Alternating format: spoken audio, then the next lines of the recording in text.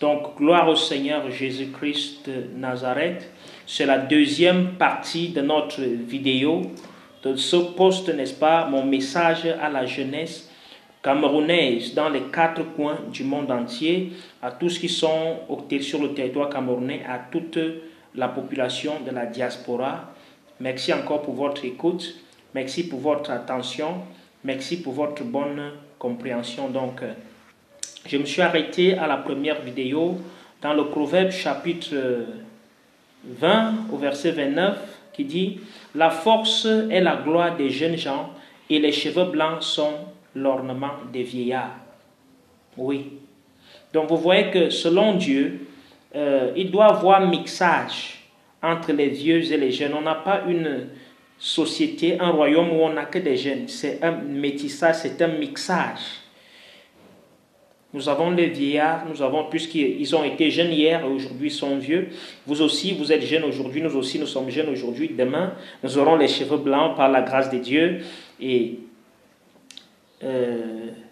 nous serons aussi classés des vieillards. Je voudrais encourager les Camerounais à travailler davantage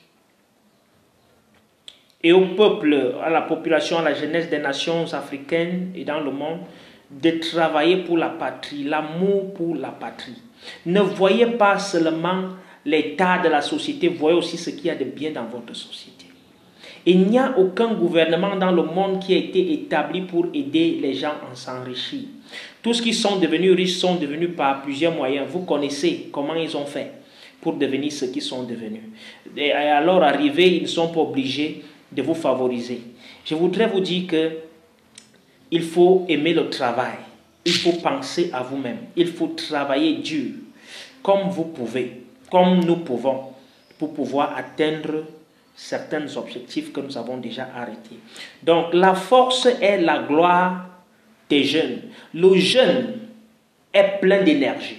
Le jeune est plein de force. Tu peux faire 10 fois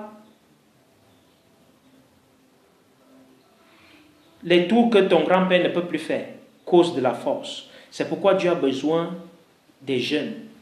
Quand Jésus était jeune, il allait au moins dans 3-4 villes en un seul jour. Pourquoi? Parce qu'il était jeune, il était rempli de force. Or, les vieux prophètes ne pouvaient plus. Ils étaient renfermés, couchés sur leur lit, renfermés dans leur maison. Ils n'avaient plus la force pour marcher. Donc, c'est quand on est jeune qu'on peut bien s'impliquer dans les activités de la nation et mieux les gérer. Mais, quel que soit jeune ou vieux, nous avons d'abord quelque chose que nous devons restaurer, c'est l'amour pour la patrie. Quand on aime la patrie, on se sacrifie pour la patrie, on s'implique corps, âme, esprit, on implique notre cœur pour la patrie, on fait cela de bon cœur, on œuvre avec bon cœur, on œuvre comme si c'était notre chose, parce que quelqu'un ne peut pas détruire lui-même sa propre chose. Si tu prends le Cameroun comme ton trésor, tu ne vas pas œuvrer pour le détruire, tu vas œuvrer pour le bâtir.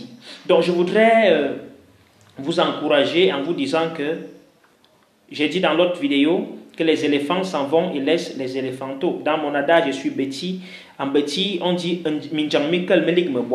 ça veut dire que nos vieux sont en train de partir. Le président de la République, son Excellence Paul Biya, est en train de partir. Alors, derrière lui ne doit pas rester des vieillards, mais des jeunes gens. Alors, il est temps que les jeunes gens, de manière polie, de manière très respectueuse, sachez qu'on vous mesurera avec la mesure dont vous servez pour mesurer les autres. Ça, c'est clair, c'est la parole de Dieu. Si vous méprisez le chef de l'État, vous serez chef de l'État demain, on va vous mépriser. Si vous dites du mal de lui, vous serez chef, vous serez dans une responsabilité quelconque, demain on dira du mal de vous. Ça, c'est la loi de la vie, c'est le principe de la vie. Et Dieu dit, tu ne maudiras pas le chef de ton peuple. Beaucoup de Camerounais, la chose ne marche pas parce qu'ils ont intentionnellement, ils le méprisent, ils ne le respectent pas. Ils ne considèrent pas en seul instant qu'ils n'ont pas même âge avec cet homme. Avec cet homme, n'est-ce pas, qui a été les prémices. Vous savez, traiter les Occidentaux, leur but c'est de tromper les Africains. Alors, traiter avec eux n'est pas facile. Vous devez comprendre que cet homme a beaucoup été soutenu par Dieu pour pouvoir faire ce que nous avons pu faire. Alors, il y a son entourage qui est vraiment animé des gens qui ont vendu leurs âmes au diable et qui ne nous aident pas. Mais quant à vous, à cause de ne devenez pas aussi méchants, nous ne pouvons pas répondre à la méchanceté en devenant aussi méchants. Non. Sauvons ce que nous aimons et impliquons-nous de manière digne et correcte. Je voudrais vous parler en ce qui concerne si la colère de Dieu sur le Cameroun, si Dieu aime le Cameroun. Je voudrais vous dire, le Cameroun est un pays qui est dans le plan de Dieu. Oui. Et Dieu est en train de préparer une nouvelle saison pour le Cameroun.